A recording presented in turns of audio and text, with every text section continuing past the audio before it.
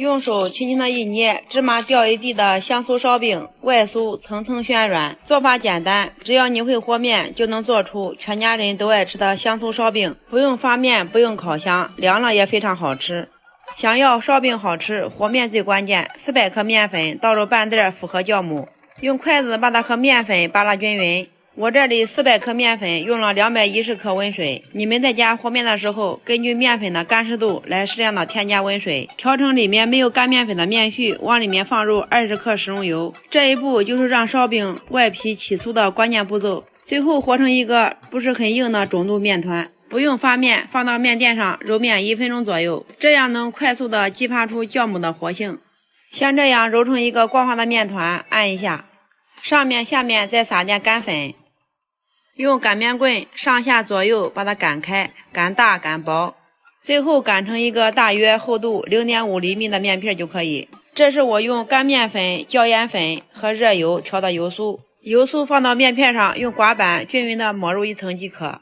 最后多撒点葱花，再从上面往下把它卷起来，卷紧一点，卷得越紧层次就越多。视频看到这的家人，如果你手机还有电的话，请帮我点个爱心支持一下，辛苦你了。最后这个边压到下面，分成66颗一个面剂子，取出一个面剂子，把下面的接口朝上，两边用手的虎口捏紧，最后再把口往里面收拢捏紧。用这一层广面蘸入一层清水，沾水的这一面再沾一层芝麻，放到案板上再整理一下，这样芝麻粘得更紧，不脱落。像这样一次把所有的生胚全部做好，盖帘上面铺上保鲜膜，把做好的生胚放到上面，上面再盖上一层，给它醒发10分钟。电饼铛预热，多抹点食用油。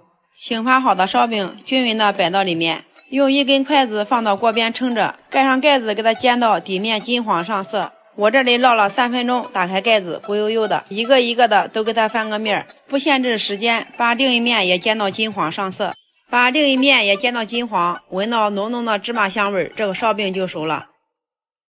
用铲子轻轻的一按，迅速回弹，这个烧饼就说明非常的暄软。家人们看一下，用手轻轻的一捏，这个面皮酥的是不是掉的满地都是，里面层层松软咸香。没事的时候给家人做上一锅这样的香酥烧饼，真的是太满足了。做法呢又简单，不用发面，不用烤箱，和外面买的一样好吃的香酥烧饼。这样做的烧饼出锅几个小时都依然酥脆掉渣，喜欢的家人你可要收藏好哟。